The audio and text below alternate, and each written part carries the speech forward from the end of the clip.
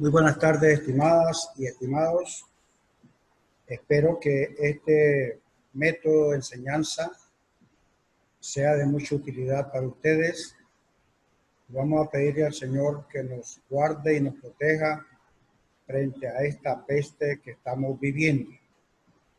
Tal vez sería interesante también que tuvieran algún lápiz, lapicero para tomar algunas notas de algunos datos que podemos compartir en el afán, ¿verdad?, de que ustedes sientan el apoyo de CADIN, que está preocupado para que ustedes tengan la mayor información posible. Primero es que estamos viviendo una época de igual magnitud que la Segunda Guerra Mundial. Sin ninguna duda, los grandes expertos comparan el coronavirus igualito que las secuencias de la Segunda Guerra Mundial. Para que ustedes vean, les voy a dar algunas 5 o 4 datos muy importantes que luego los voy a vincular con Nicaragua. A nivel mundial existen 3.300 millones de trabajadores. 3.300 millones de trabajadores. Cifra dura que está utilizando la OIT. De esos 3.300 millones, el 81%, es decir, 2.700 millones de trabajadores ya están afectados económicamente, ya sea porque están cumpliendo la cuarentena establecida por el país, ya sea que las empresas han cerrado, por cualquier motivo ya 2.700 millones de trabajadores tienen un problema económico. Luego tenemos el 6.7% de esos 3.300 millones, que equivalen más o menos a 135 millones que van a perder su empleo en este semestre 2020. Es decir, que cuando lleguemos a junio ya se han perdido 195 millones de empleos formales. Estos 195 millones están vinculados con el Código del Trabajo y con la seguridad social. Este tercer dato que me llama mucho la atención a nivel mundial es que hay un 36% de trabajadores, 1.250 millones, que van a ser impactados a corto plazo porque están prestando servicio en hoteles, restaurantes, zona franca, asuntos inmobiliarios, de tal manera que en el segundo semestre hay 1.250 millones de trabajadores que también van a ser afectados. Y termino con esta última cifra. Tenemos aproximadamente unos 130 millones de trabajadores al servicio de la salud en el mundo. 130 millones. De esos 130 millones, el 70% son mujeres. Subrayemos que son mujeres, que muchas de ellas son mujeres que hacen el papel de padre, de madre, sostén del hogar, porque realmente son madres solteras, tienen hijos, por lo tanto, de esos 130 millones, el 70% son mujeres. En el caso particular de 3 países, Uruguay, México y Nicaragua, no tienen por ahora ninguna política de cuarentena o que le llaman en estado de alarma o en estados especiales. Todavía estos 3 países no tienen esas políticas de estado. Sin embargo, ya hay un resentimiento si se puede llamar, ya hay una preocupación porque muchas empresas de la zona franca realmente están cerrando operaciones y esto implica que hay trabajadores que ya están en el desempleo. Hasta aquí un poco de información porque el tema que vamos a ver realmente es central en el caso de nosotros los nicaragüenses, de manera de que yo les voy a abordar el tema, los accidentes de trabajo en sus distintas manifestaciones y la enfermedad profesional, tomando en consideración que el coronavirus 19 en ciertas circunstancias puede ser una enfermedad profesional y en otras circunstancias una enfermedad común. De aquí que si una enfermedad, el coronavirus, es declarada como enfermedad profesional, usted recibe muchas preguntas.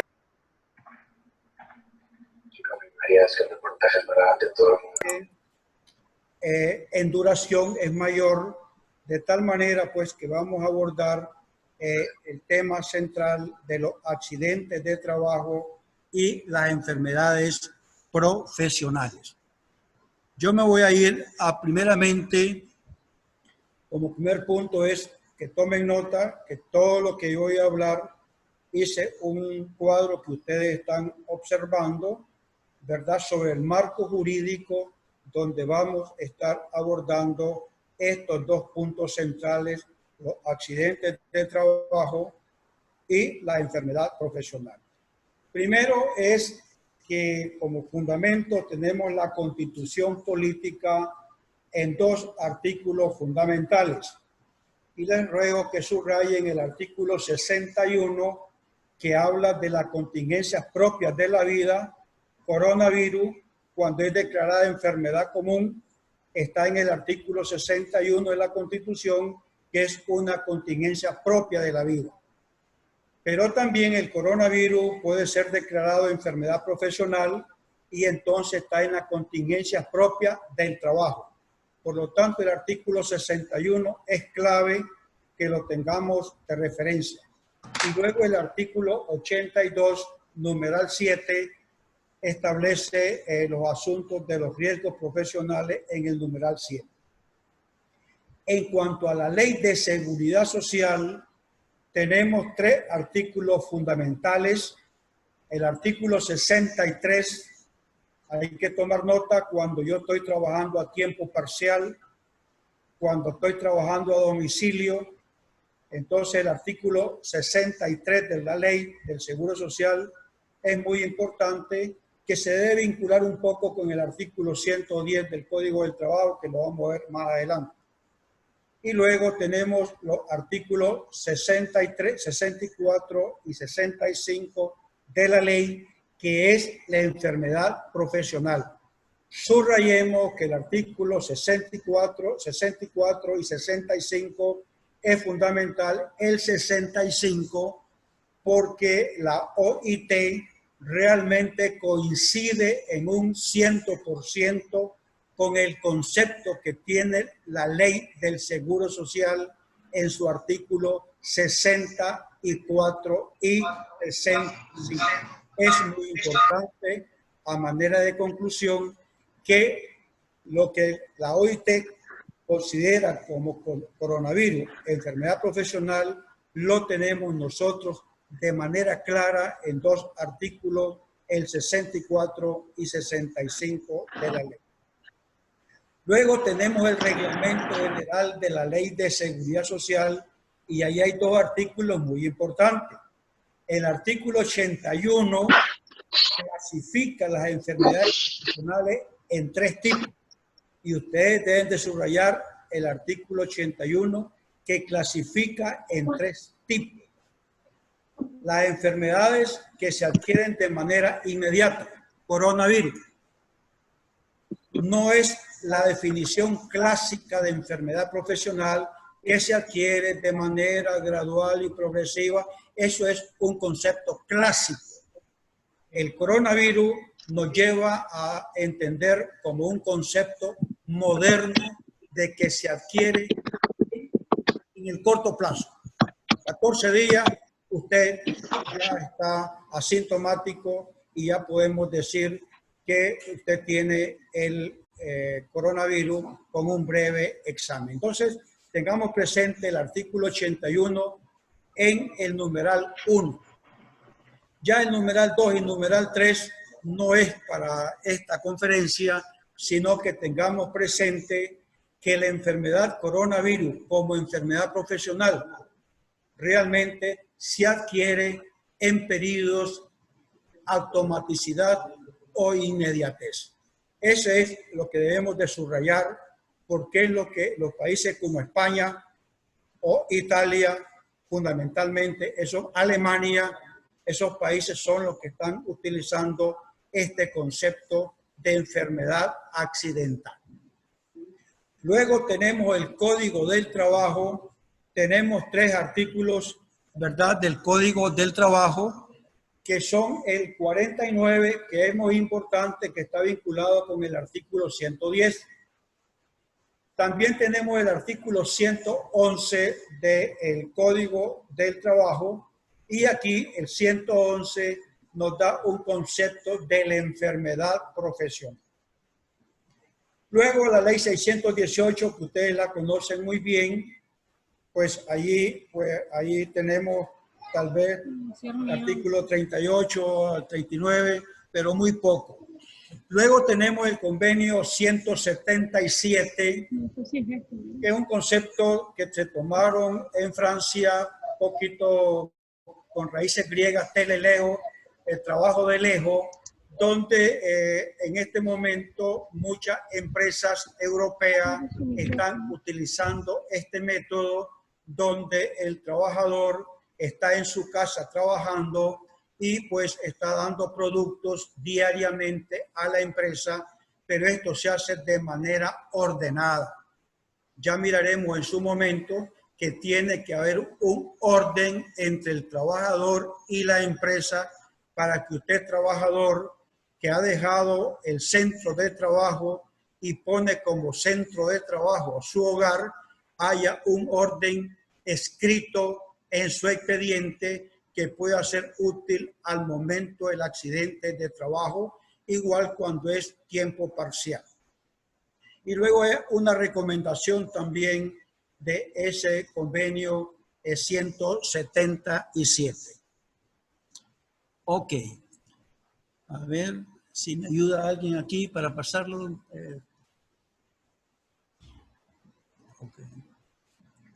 Ok.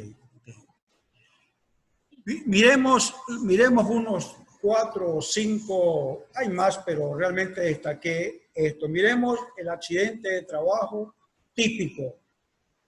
El típico, pues, es el que ocurre en el propio centro de trabajo. Allí nos podemos auxiliar del artículo 63 de la ley y el 110 del Código del Trabajo. Este es el que ocurre a usted, trabajador, cuando está trabajando en el propio centro de su trabajo, donde realmente allí tiene todas las condiciones laborales realmente, y entonces ahí podemos decir de que está trabajando usted sin ningún problema, a tiempo completo o a tiempo parcial. Ya miraremos después alguna casuística. Luego viene también el accidente en el trayecto o accidente in itinere. Este es lo típico también cuando usted realmente está yendo de su casa a su trabajo. Pero ojo con la fuerza mayor o el caso fortuito. En las circunstancias propias de nuestro país, tome nota muy bien de que puede ser de que usted busque la ruta más corta entre la empresa y su domicilio. Pero en esa ruta está la policía, hay algunos personajes que no le permiten pasar por esa ruta y usted tiene que desviarse por otra ruta. En esa circunstancia puede ocurrir el accidente de trabajo Y es muy importante que usted tome nota que no está siguiendo la ruta más corta porque hubo una fuerza mayor que le impidió a usted seguir la ruta y tuvo que buscar otra ruta distinta. Usted va a ir buscando la más cercana, pero al final hay un cambio de ruta. Tenga presente que también eso está contemplado en el artículo 63 de la Ley del Seguro Social, pero no está contemplado en el Código del Trabajo esa fuerza mayor o caso fortuito. El tercero es el que ocurre al trabajador no importando el lugar ni la hora. Es decir, cuando a la persona trabajadora se le orienta que salga a las 5 de la mañana, a las 4 de la mañana, que no llegue, que salga de su casa hacia Matagalpa, hacia Chinandega, porque lo necesitan ese día, que esté a las 8 de la mañana. Eso debe quedar escrito en la empresa para que de esa manera no haya ninguna duda del IN en que puedan aplicarle el artículo 104 del reglamento, en la que puedan multar al empleador porque efectivamente no existe ningún documento que avale esta decisión. Si bien es cierto, el empleador oralmente le puede decir al trabajador que salga a las 5 o a las 4 de la mañana, pero eso debe de quedar escrito en el expediente del trabajador por si en esa hora ocurre ese accidente de trabajo. Hago un paréntesis. El seguro de IBM en la Caja Costarricense del Seguro Social ha tomado medidas fuertes porque le está causando el 17% del costo de la reserva técnica al Seguro Social costarricense, de tal manera que está poniendo normas muy estrictas a los empleadores para que toda decisión que sea típica realmente quede registrado en el expediente, para que eso facilite a la persona trabajadora acceder a las prestaciones. El cuarto es el ocurrido trabajando para el empleador en su domicilio. Esto es de suma importancia. Nosotros no tenemos legislado ni una coma. Los actuales magistrados del Poder Judicial que manejan el Código del Trabajo tuvieron una conferencia hace unos 2 años allá en el UPOLI. Ahí estuvimos reunidos y realmente no llegamos a ninguna conclusión en Nicaragua. Pero es importante que si esta eventualidad se da, algún formato debe de existir. Aquí la doctora Dori realmente está haciendo un trabajo formidable, dándole a ustedes, y más o menos hace unos minutos me parece que vi algún formato que tiene que realmente adecuarse a la realidad nicaragüense. En el caso que haya esa política de que el empleador requiere implementar el trabajo a domicilio, está el convenio 177, pero lo más importante es de que haya un formato para que se discipline el empleador y el trabajador realmente, y de esa manera pueda el trabajador acceder a los accidentes de trabajo estando en su domicilio. Esto es algo novedoso, no será fácil, pero efectivamente tenemos que hacer nosotros un esfuerzo, porque la fuerza de la realidad del coronavirus nos está llevando a implementar o tomar creatividades para que los derechos de la persona trabajadora no se vean impedidos, ni se les vea negado el derecho al trabajador. Recordemos que un accidente de trabajo en Nicaragua, con la reforma de febrero, usted puede tener una semana de estar 1 año o 2 años. Y si usted se accidenta en esas circunstancias y no se le considera como accidente de trabajo, usted estaría perdiendo 43 años como si hubiese cotizado al Seguro Social. Me explico de otra manera. Si yo en mi casa estoy trabajando y tengo ese accidente y tengo un año de trabajar, no importa que tenga un año, el INS va a calcularme mis prestaciones como que yo ya hubiese cotizado 43 años al Seguro Social. Por lo tanto, es vital, es medular tener bien escrito en el expediente del trabajador ese formato que pueda ayudarnos. El otro ya lo expliqué, el ocurrido por fuerza mayor relacionado con la sociedad. Eso ya lo expliqué, que es cuando realmente la ruta que usted tiene se ve impedido de seguir esa ruta porque hay algún accidente, porque hay algún evento realmente que no le permite usted transitar por ahí. Efectivamente debe tomar nota para que al momento que usted esté haciendo la declaración y cuando el empleador esté reportando el accidente según el artículo 82, explique esa circunstancia especial de que por qué fue que se desvió de la ruta, porque en ese momento, a esa hora, a ese día, allí había un evento que no permitía que usted transitara por esa ruta. Y finalmente, el ocurrido por caso fortuito relacionado con la naturaleza, pues ya viene el invierno y podría ser de que a usted lo manden a alguna gestión y tenga pues algo que le ocurra realmente por circunstancias de la naturaleza. También eso es posible, pero hay que tenerlo preparado.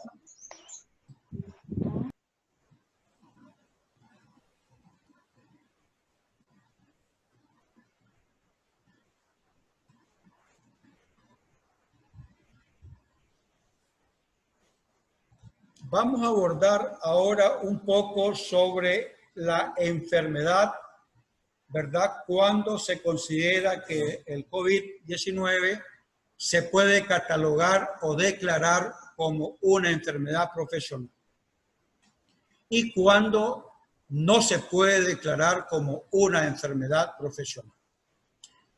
Recordemos, a mí se me escapó eso, pero en este momento viene a mi mente la ley 456 en su artículo 5, que establece que el órgano competente para determinar si es o no es una enfermedad profesional la tiene el Ministerio del Trabajo. La Dirección de Higiene y Seguridad Ocupacional es el órgano facultado para determinar si A o B o C es una enfermedad profesional.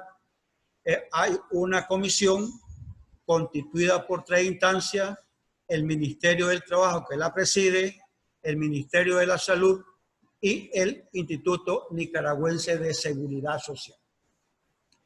La OIT, España, Alemania y Italia realmente ya casi tienen consensuado y ya se está aceptando que el 100% del personal al servicio del seguro de la salud, todo el personal médico, enfermera, paramédico, las personas que andan limpiando el piso en los hospitales, en las policlínicas, en las residencias donde están las personas de la tercera edad, España fundamentalmente, ¿verdad?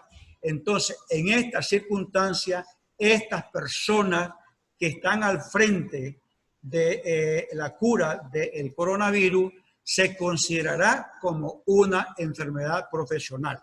Si hay dudas razonables que puede ser que no, realmente se le da esa garantía de que si a todos los médicos y paramédicos que han sido diagnosticados en forma positiva, entonces se le considera como una enfermedad profesional. También realmente es muy común todas las cajeras de los bancos. Es decir, resumamos, todas aquellas personas que tienen contacto con otra persona producto de su trabajo. Si usted es contador de una empresa, pues no tiene mayor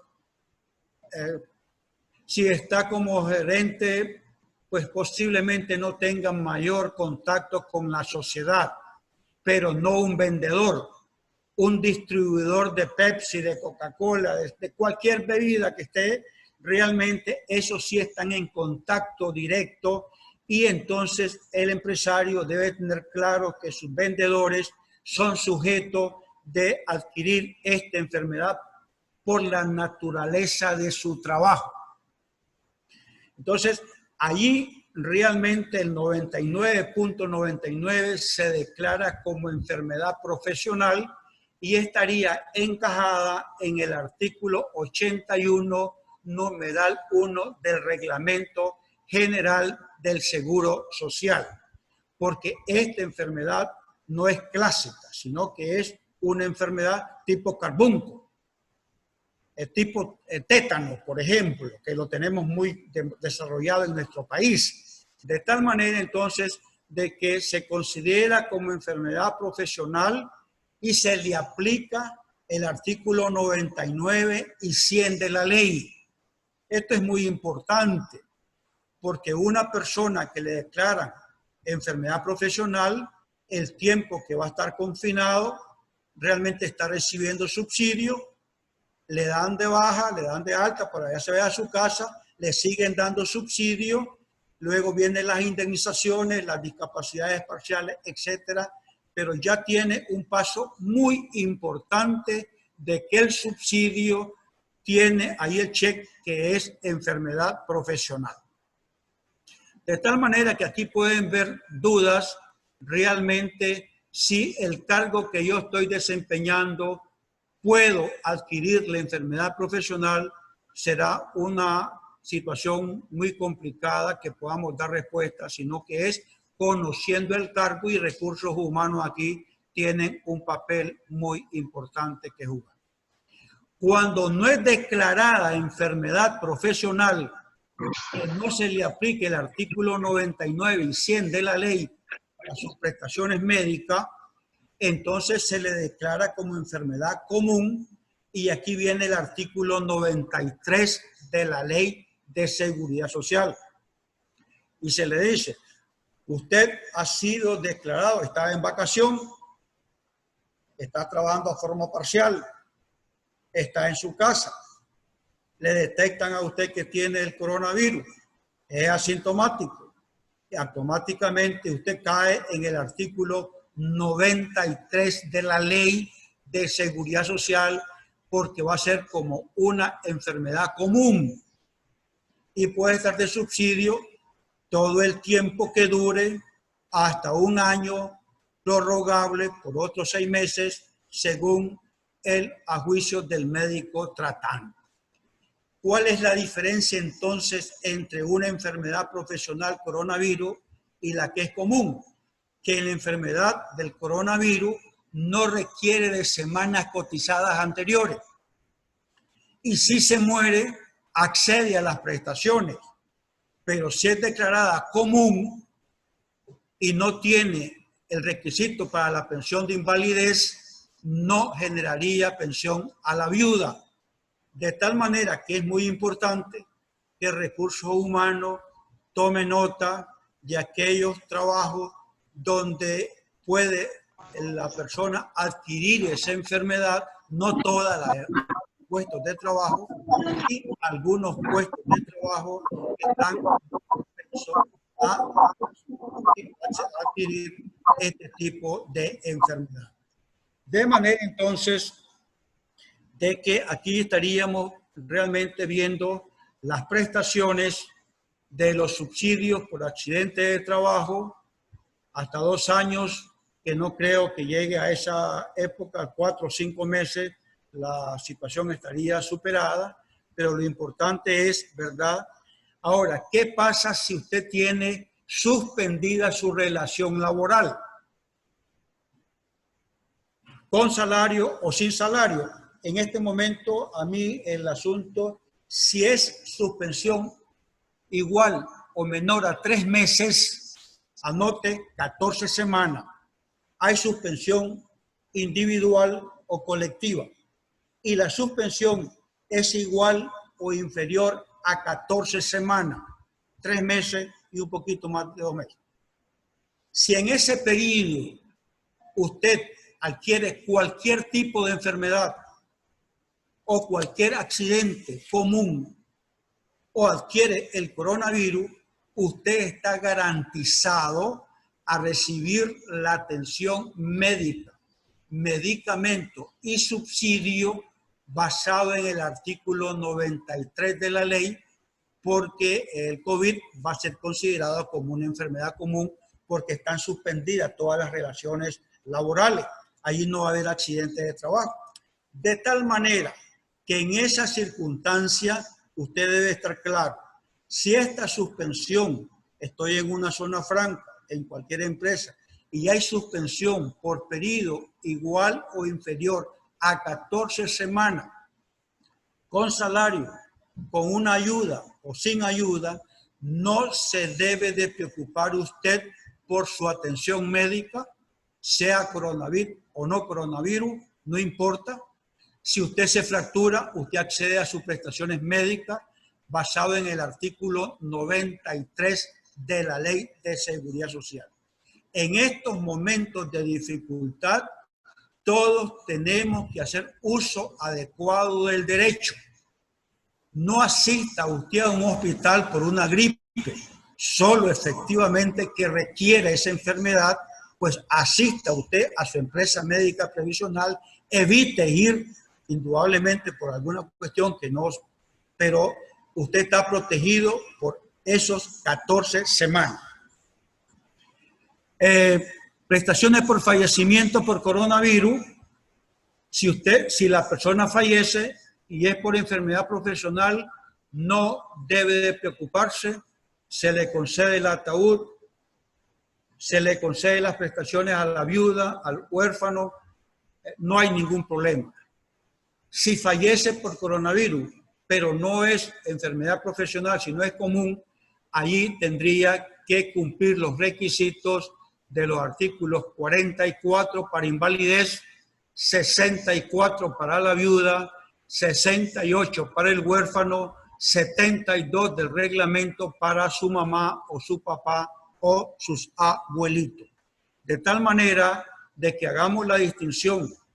Cuando el coronavirus es declarado de enfermedad profesional, todas las ventajas. Cuando es declarado por enfermedad común, hay complicaciones.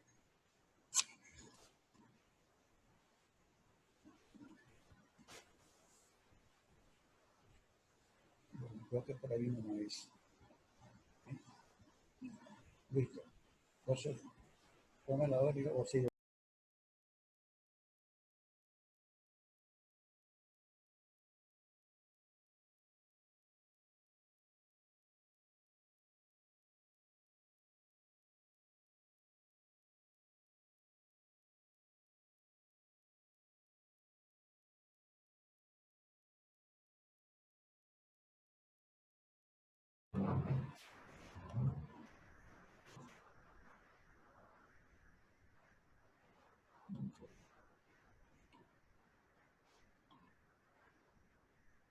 Bueno, señores, gracias por habernos acompañado.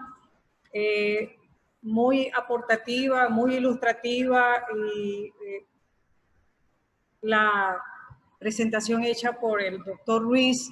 Creo que este tema de seguridad social en el ámbito de esta alerta sanitaria es muy importante manejarlo. A las personas que estuvieron escribiendo, refiriendo de que no escucharon bien el audio, ustedes saben que a veces hay interferencias en los mismos internet de las casas y algunos micrófonos abiertos de algunos de los participantes, aunque aquí tratábamos de enmudecerlo lo más que podemos. Pero bueno, se les va a compartir tanto la grabación como el material que muy gentilmente ha cedido el doctor Ruiz. Así que no se preocupen que los vamos a circular. Y vamos a comenzar con las preguntas, doctor Ruiz. Aquí tenemos un par de preguntas, ¿verdad? Nos pregunta acá uno de los participantes, dice que en caso de que la empresa tome la decisión de que sus trabajadores trabajen desde su casa, es mejor que se llene un formato para cada trabajador para que éste esté amparado si se llega a pasar un accidente en casa. ¿Qué piensa usted? Efectivamente, como esto es nuevo, en derecho lo que abunda no daña. Y en esta circunstancia, además que tiene que haber una política global de la empresa, que la gerencia se reunió y que acordaron de que el 100%, no sé si todos los trabajadores o un porcentaje de esto va a ser trabajo a domicilio, tengan presente motivarlo con la convenio 177 de la OIT, motívenlo bien, y luego se hace un formato igual para todos los trabajadores, realmente para que quede en el expediente y el IN no tenga la menor duda que el accidente que ocurrió en el hogar, en el horario establecido, porque es muy importante efectivamente trabajar con la verdad y únicamente que la verdad. Recuerde que hay dos tipos de fiscalización, la inductiva y la deductiva. Si el accidente fue pues corte algo, pues no habrá mayor investigación, pero usted le van a decir de que si le está mintiendo le van a aplicar el artículo 104 del reglamento.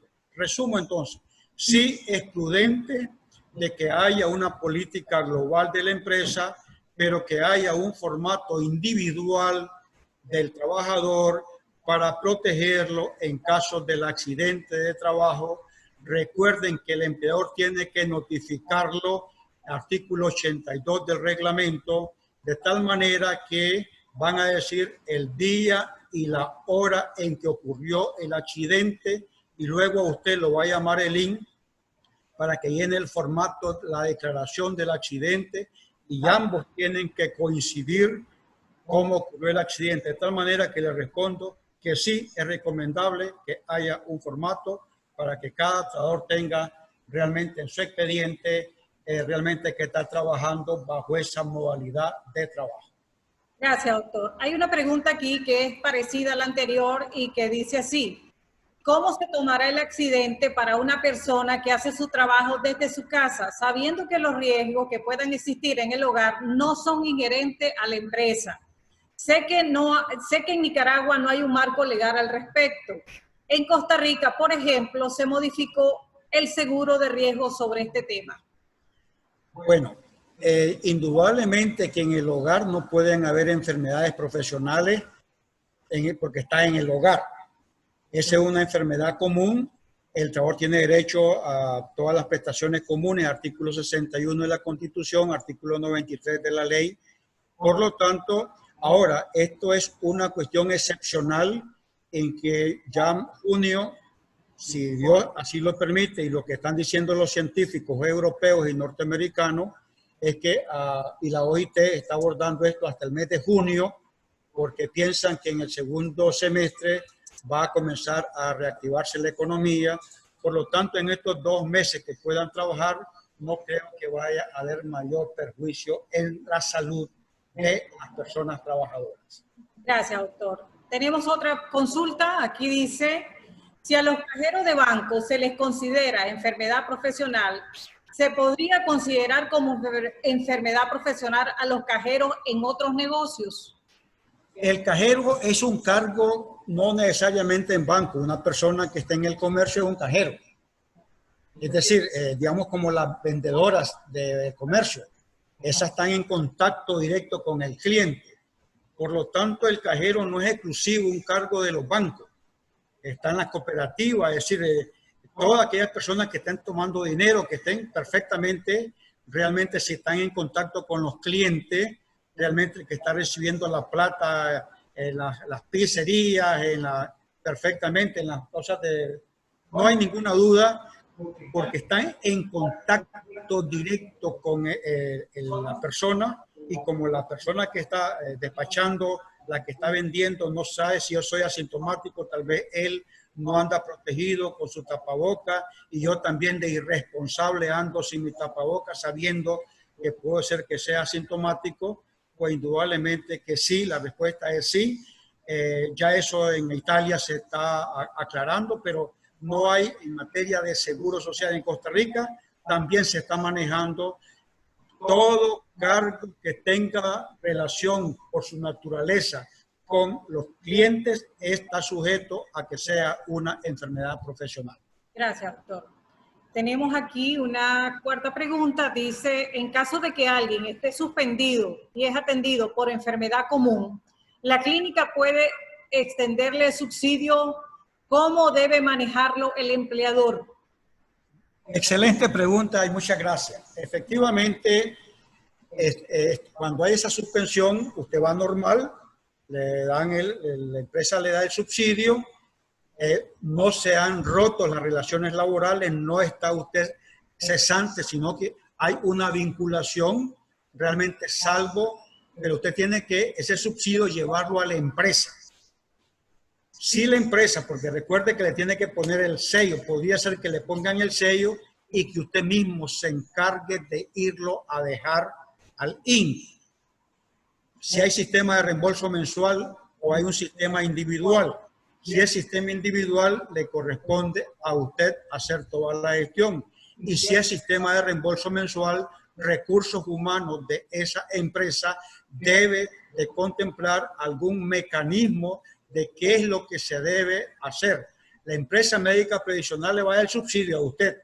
Ya se sale de la responsabilidad, ya le correspondería a la empresa y al trabajador ver qué mecanismo se ha diseñado para esa circunstancia. Lo natural para proteger al trabajador es que el trabajador llegue a la empresa, ahí hay un vigilante y se lo pueda dejar a la empresa, porque la empresa va a tener 6 meses para cobrar ese subsidio según el artículo 111 de la Ley de Seguridad Social. Tampoco va a prescribir el subsidio el mes siguiente, sino que si le dan un subsidio ahorita, estaríamos hablando que estaríamos allá por octubre, que vencería, prescribiría ese subsidio, de manera pues de que eso sería ya un mecanismo entre recursos humanos y los trabajadores que se encuentran suspendidos. Gracias, doctor. Tenemos aquí otra pregunta. ¿De quién depende declarar el COVID-19 como enfermedad profesional o como enfermedad común? Es decir, al día de hoy, ¿cómo está eso? Bueno, hubo una declaración de un funcionario del Seguro Social, pero funciona de la siguiente manera. Si yo soy trabajador afiliado tanto en el facultativo como en el régimen obligatorio, llego a la empresa médica previsional y allí determinan que yo tengo o soy asintomático y me hacen los exámenes respectivos, automáticamente la empresa médica previsional va a comunicar. Recuerde usted que en esta circunstancia es importante usted hacerse acompañar por algún familiar. Inmediatamente usted queda allí, le dicen, lo vamos a llevar a determinado lugar para que sea atendido porque usted tiene esa enfermedad. Le dan un subsidio, ese subsidio realmente van a ver cuál es la ocupación de usted. Van a ver cuál es la ocupación de usted. Si en la empresa usted es el contador, posiblemente le van a decir que es una enfermedad común y es correcto, porque usted no tiene contacto con el personal de afuera, con la sociedad. Pero si realmente es una persona que está en contacto con la sociedad, entonces podría determinarse. El que va a determinar primeramente si es o no enfermedad profesional es el artículo 64 de la ley. Si yo, empleador, yo, trabajador, considero que esa enfermedad yo la adquirí producto de mi ocupación, leamos el artículo 64 y 65 de la ley. Tengan presente que nosotros no tenemos una lista taxativa, sino enunciativa de las enfermedades en el Código del Trabajo. Y será enfermedad profesional toda aquella que tenga vinculación con el trabajo que yo realizo. Eso es lo que se acepta a nivel mundial y Nicaragua, en la legislación de seguridad social, tiene establecido en los artículos 64 y 65. Hay un documento muy importante de los tantos que tiene la OIT en la última sobre preguntas y respuestas, en la página 16, allí en ese folleto se explica cuándo es enfermedad profesional cuáles son los criterios que se deben utilizar y cuándo es una enfermedad común. Gracias, doctor. Esto responde la pregunta siguiente, porque ya la evacuó en cierta forma, pero la vamos acá a comentar. Dice, si es médico y contrae la enfermedad en sitio, ¿cómo asegurar que el hospital lo declaró como enfermedad profesional y no como enfermedad común, quiso decir, ¿verdad? Prácticamente es lo que usted acaba de explicar. Entonces ya no explicamos nada. No. Repítame la pregunta. La pregunta dice, si es médico, y contrae la enfermedad en sitio, ¿cómo asegurar que el hospital lo declare como enfermedad profesional y no enfermedad común? Definitivamente que si es un médico, sea en el sector público o sea en el sector privado, si es un médico, 100%, no es el 99%, 100% será una enfermedad profesional, porque ese es el quehacer del médico. De tal manera que el 100% de los médicos y paramédicos y los que se han infectado en Europa se considera como una enfermedad profesional. De tal manera que, ¿quién va a declarar la enfermedad profesional? Pues ahorita, digamos, el Ministerio del Trabajo. Eso es lo que dice la ley 456. Pero olvidémonos de eso por un momento. Si el médico está al servicio allí, todos los médicos, enfermeras, que médicamente se les determine que tienen positivo, entonces, ¿dónde la adquirió? Prestando su servicio. No hay duda que allí la adquirió en esa circunstancia, será una enfermedad profesional en la que el hospital, la empresa médica provisional que va a extender, debería, no digo que debería. Recordemos que nuestro modelo médico, realmente las empresas médicas previsionales van a consultarle al link, pero sea cual sea, si es médico, el médico tiene, además la ley 290, puede recurrir, seguirse a la ley 290 y hacer los respectivos recursos en el caso que se le declare como enfermedad común, porque hay una cuestión de incertidumbre, dicen los científicos norteamericanos. ¿Qué órgano, qué secuela voy a tener yo después de la enfermedad? Eso no lo conocemos ahorita, porque efectivamente no se han hecho esos estudios, pero unos dicen que afecta el corazón, no sabemos ahorita, sería especular, pero debemos de estar preparados que después que se haya sanado la persona, ¿qué secuelas tiene anatómicamente o orgánicamente? ¿Qué le quedó afectado? ¿Qué le quedó disminuido? Entonces ahí es donde viene lo que se llama pues la secuela anatómica, donde puede ser indemnizado o ya la pensión de riesgos profesionales según sea el caso. Gracias, doctor. Aquí hay una pregunta muy interesante que dice así. En el punto 3 de la descripción de los accidentes de trabajo, si el Código del Trabajo lo reconoce en esta ley, ¿por qué no lo reconoce el Seguro Social? ¿Se contradicen estas leyes o por omisión los legisladores lo dejaron fuera? Bueno, como los que están viendo y escuchando, no todos son abogados, pero existen 4 aspectos que se llaman lo más beneficioso, lo más favorable, el indubio pro, de tal manera que si hipotéticamente el artículo 110 del Código del Trabajo dice que es, o el 111, perdón, el 111 es la enfermedad, el 110 es el accidente, se dice que es enfermedad profesional, no hay ninguna institución del Estado que pueda decir lo contrario, ni una. El INS no tiene ninguna facultad para decir que no lo es. Si ya fue declarado por el Ministerio del Trabajo que es una enfermedad profesional, no existe ningún argumento jurídico del Seguro Social para decir que no es enfermedad profesional. Eso está clarísimo. Si hubiera contradicción entre una ley y la otra, realmente ya sabemos que se aplica lo más favorable a la persona, pero no hay pues realmente el órgano competente para determinar si es una cosa o no es el Ministerio del Trabajo. Y si ya se determinó de que es una enfermedad profesional en el 111, entonces no, el INS no puede, no hay contradicción. No se dejen engañar de que es porque hay contradicción, no se le aplica a la persona trabajadora. No existe ese argumento. Una vez que ya está determinado que es enfermedad profesional y no admite nada en contrario. Gracias, doctor. Aquí hay otra pregunta que dice, ¿de quién depende declarar el COVID-19 como enfermedad profesional o enfermedad común? Si la empresa determina los cargos expuestos, los casos, me imagino que quiso decir expuestos, y nos viene subsidio como enfermedad común, ¿qué podemos hacer? Bien.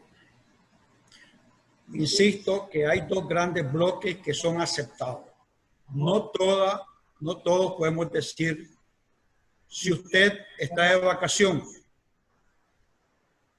usted como trabajador se terminó la relación de trabajo, se terminó en el mes de abril, en mayo o terminó en marzo, en abril no tiene nada, en mayo usted aparece con el coronavirus. Esa es una enfermedad común, no hay ninguna duda.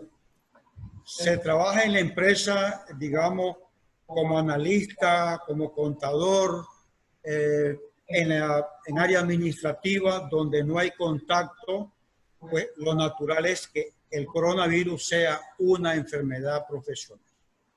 Perdón, una enfermedad común. Porque el quehacer de usted no lo pone en riesgo. No es una cajera de un comercio, de un banco, no es la enfermera, no es el médico, no es la persona que está lavando la ropa de los hospitales. Realmente usted tiene un margen de protección de que su trabajo no la pone en riesgo de adquirir y será una enfermedad común.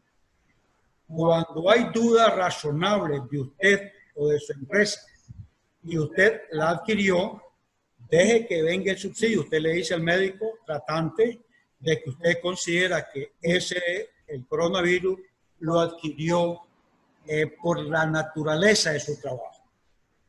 Y le dice a su médico tratante que la posición de usted es que ese subsidio debe ser extendido por riesgos profesionales, como enfermedad profesional. Se lo dan a usted como una enfermedad común. Ahí está la ley 290. Recuerde siempre los artículos 48 al 55, fundamentalmente el 52 y el 53 de la ley 290, y haga los recursos. Si usted considera, también haga uso del artículo 94 del reglamento del Seguro Social, del 99, del 100 de la ley, y realmente siempre que haya efectivamente elementos científicos y usted pueda auxiliarse para demostrar de que, porque van a haber muchas injusticias. Precisamente en la cuestioncita que estoy, digo para evitar que hayan injusticias del órgano rector, se debe tener en cuenta estos criterios, porque muy fácil sería, es un subsidio por enfermedad común, cuando efectivamente a todas luces se determina que es una enfermedad profesional. De tal manera que van a haber muchos problemas.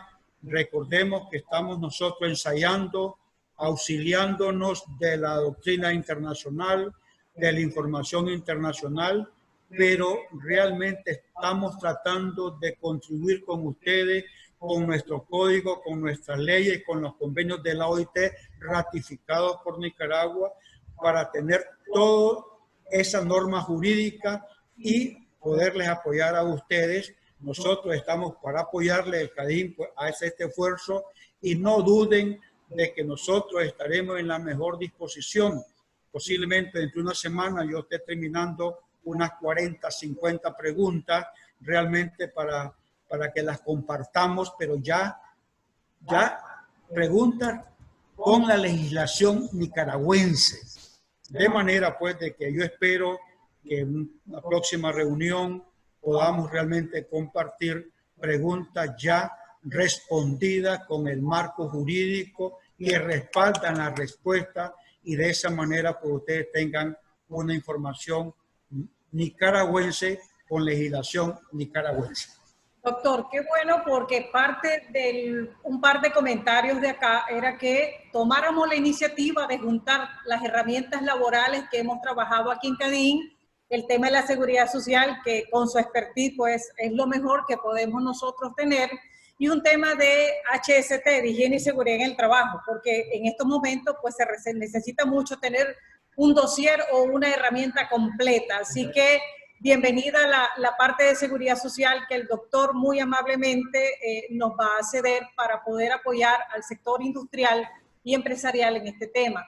Había dos preguntas de cierre para despedirnos de acá las personas que tenemos y que han invertido su tiempo en estar con nosotros acá, que dice lo siguiente: ¿en qué le beneficia a la empresa realizar una política y formato para declarar el trabajo en casa si al ocurrir un accidente el INS no lo reconoce como riesgo laboral? No lo sabemos todavía. Nosotros no nos podemos realmente de cruzar de brazos. Lo peor que podemos hacer es que la empresa, en una búsqueda de no tirar el desempleo al trabajador, busca ese modelo de trabajo en el hogar. Y si los manda al hogar sin ningún documento, usted está trabajando y usted se accidenta, realmente nosotros a nivel mundial las cosas van avanzando y al trabajador y la empresa se ven beneficiados. ¿Cómo no se va a beneficiar el empleador cuando siente el trabajador que su empresa lo está protegiendo? Le es más productivo. El trabajador está entusiasmado dando sus mejores conocimientos para que esa empresa salga de esta crisis. Y entonces, ¿cómo no va a tener beneficio la empresa si la mejor riqueza que tiene la empresa son sus trabajadores? Es la inteligencia. De tal manera de que el peor error sería que la empresa mande a sus trabajadores, los mande con una decisión sin nada que los proteja, se va a accidentar, puede ser que haya accidente, y realmente sí gana todo mundo, gana el trabajador, gana la empresa. Es simplemente hacer un acuerdo, tiene que haber un acuerdo. Va a dejar de trabajar en su empresa. Realmente hay un nuevo modelo. Lo natural y sencillo es que efectivamente se deje una política establecida porque se está tomando esa decisión. La empresa va a ahorrar, sí va a ahorrar aire acondicionado, energía, muchas cosas va a ahorrar, pero usted está gastando ahí en su casa la energía, el aire acondicionado, su computadora, por lo tanto hay una cuestión compartida. Yo invito a los empleadores, como está haciendo algunos países como Chile, como Argentina, como Costa Rica, que todo lo ordena para que en esas circunstancias, si su trabajador se accidenta o se muere, que al menos esté protegido como si está, porque el trabajo está subordinado al empleador, está trabajándole al empleador, le está mandando un producto al finalizar el día, de manera que nada mejor de que todos ganemos, que el empleador gane y que el trabajador gane, porque, insisto, y aquí termino, recordemos que un accidente de trabajo es como si usted hubiese cotizado 43 años. Le van a calcular, se accidentó y realmente quedó con alguna lesión, le van a calcular la pensión como si usted hubiese cotizado 43 años. De manera que si a usted le dice su empleador de que salga a las 4 de la mañana, 5 de la mañana para Jinotega y en esa ruta se accidenta y no ha quedado ningún documento, ¿cómo es que sucedió el accidente a las 4 de la mañana, 5 de la mañana, si la hora normal es de 8 o de 7 en adelante? Es por las circunstancias que estamos viviendo. Por esas circunstancias especiales debemos de tomar decisiones especiales que protejan al empleador y que proteja al trabajador. Gracias, doctor. Quizás abusando un poquito de su tiempo porque sabemos que tiene otro compromiso. Una pregunta del sector minas, ¿verdad? Que es importante y que dice, ¿qué pasa en caso de que se trabaje en el sector donde hay exposición al sílice, como es sector mina, y en relación al COVID, ¿cómo podría esto ser catalogado? ¿Como un riesgo profesional o una enfermedad común? Bueno, recordemos de que los compañeros mineros tienen la ley 331 del 5 de marzo de 1980, una ley muy buena. También tenemos el artículo 55 de la ley, del reglamento. Tenemos el 81 del reglamento, de tal manera que no veo cómo el coronavirus pueda ser declarado como enfermedad profesional. Sí, la silicosis. Está la resolución número 16, excelente para los mineros. Esa resolución 16 del INC es una maravilla. Cuando hay, puede ser que sea el coronavirus, mala sílice, grado 1, grado 2, grado 3, eso, entonces ahí se complementan y se llama discapacidad agravada. Tomen nota, discapacidad agravada, pues la resolución número 16, de tal manera que el sector minero está muy bien protegido por la ley del Seguro Social, por el reglamento del Seguro Social, artículo 55, literal B, artículo 81, el decreto 331, ley 331, la resolución 16, de manera que yo ahí les recomendaría que ustedes hagan un dossier de toda la legislación que protege a los mineros, y pienso pues de que esta coronavirus, si es declarada común, usted sería una discapacidad agravada que se agravó la discapacidad por la enfermedad común, y ahí también lo apoya la resolución del INC 94/2009 del 21 de mayo del 2009, de tal manera que yo veo que las minas están muy bien protegidas jurídicamente. Gracias, doctor. Para despedirnos, no sé si quiere despedirse del grupo aquí en Zoom, que de forma virtual le ha seguido y que ha tenido el honor y el gusto de escuchar esta valiosa presentación. Bueno, me da a mí mucho gusto. Realmente yo estoy confinado socialmente, pero cuando me dijeron, Cadín me dijo esto, no dudé ni un segundo en salir de mi encierro para compartir con ustedes.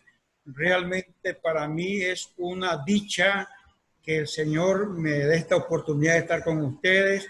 Yo realmente seguiré trabajando, estoy dedicando 3-4 horas recopilando información que sé que será útil para ustedes, y pues yo les doy las gracias porque estuvieron atentos, porque siento de que todos nos necesitamos. Cuídense mucho, protejan a su familia, realmente cuidémonos, no salgamos si no tenemos nada que salir, y como le digo, me siento sumamente satisfecho pues de que hayan estado 150 personas, me siento, voy muy agradecido. Dios los bendiga, un abrazo y protéjanse, cuídense, y ya pronto nos volveremos a ver con estas preguntas que estoy elaborando, que le llamo yo preguntas tropicalizadas, porque son lo que estoy viendo a nivel mundial. Estoy trayéndolo aquí a Nicaragua para que ustedes tengan esa información, y ustedes, los de recursos humanos y todo, puedan tenerlo a mano para que lo ayude a construir políticas importantes que ayuden al empleador